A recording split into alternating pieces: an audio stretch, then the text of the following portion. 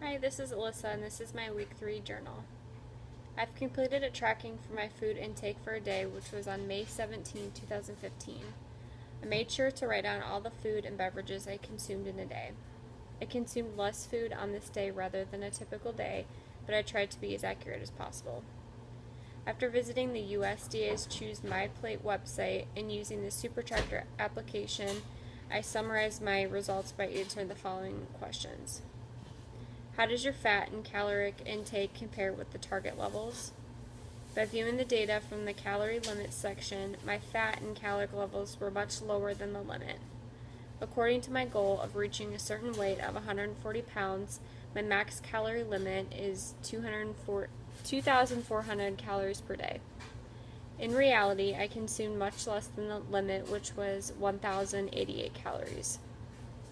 My max fat intake, such as saturated fats, gave me a limit of 27 grams per day.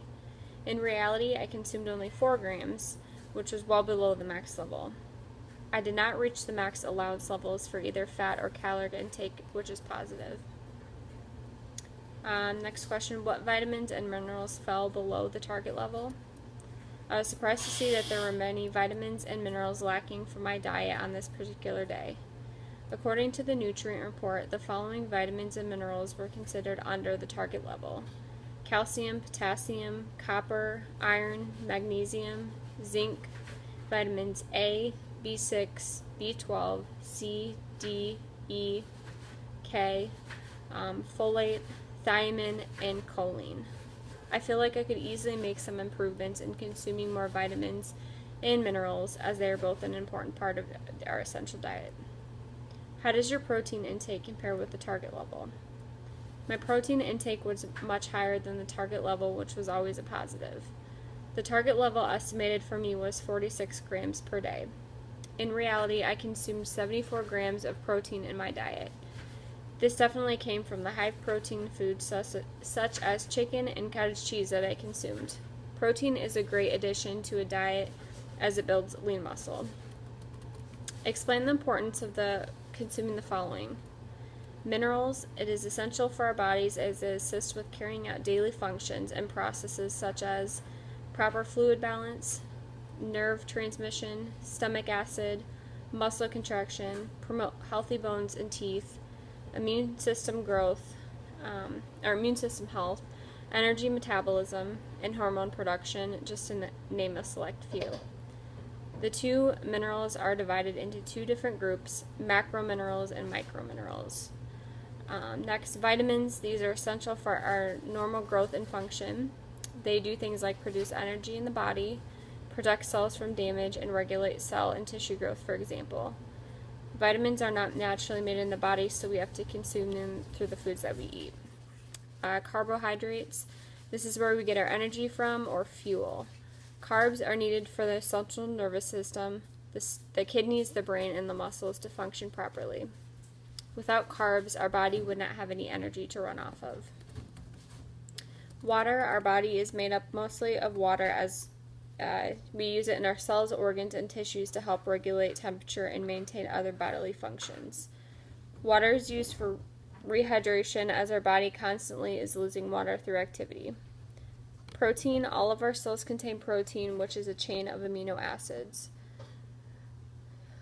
Protein is meant to repair damaged cells and make new ones. Protein consumption is essential for building muscle.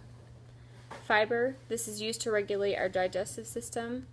It can be broken down in the body, so it passes through the body undigested. It can help regulate blood sugars and hunger.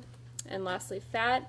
We might be scared to consume this, but it is essential for our living. It aids in energy production, essential fatty acids, proper functioning of nerves in the brain, maintaining healthy skin and other tissues, and forming steroid hormones. Although we must watch the content of the fat that we consume, it may result in further health issues. I was surprised that my caloric intake was much lower than I assumed, as I was lacking in different areas such as my food groups and vitamins and minerals. I did not reach the recommended amount of each food group, which was kind of concerning. Also, I realized I did not consume much of any vitamins or minerals through the food that I was eating that day. Even though this was not exactly an accurate everyday consumption, it made me realize to become more aware of the essential components of my diet. What effect does your diet have on your health and wellness? My diet has direct effects on my health and wellness, physically and mentally. The saying is true, you are what you eat. If my diet was very poor, consuming mostly fats, sodium, and sugar, it would affect my health negatively by weight gain, cause blood pressure, high cholesterol, diabetes, sleep apnea, the list goes on. If I'm consuming the correct amount of essentials in my diet, then I would have an opposite effect on my health. Your body runs off of what you eat, so feeding the nutrients will only benefit you. Does your dietary intake protect you or increase your health risks? My dietary intake does not point out any major health risks, although it does make apparent to consume more of the essential nutrients.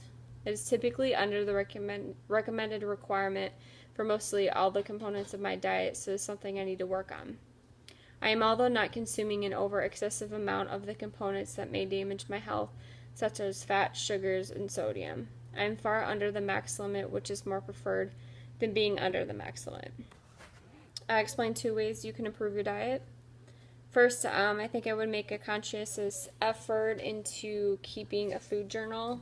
I feel it's important to keep track of what you eat and set food goals for yourself.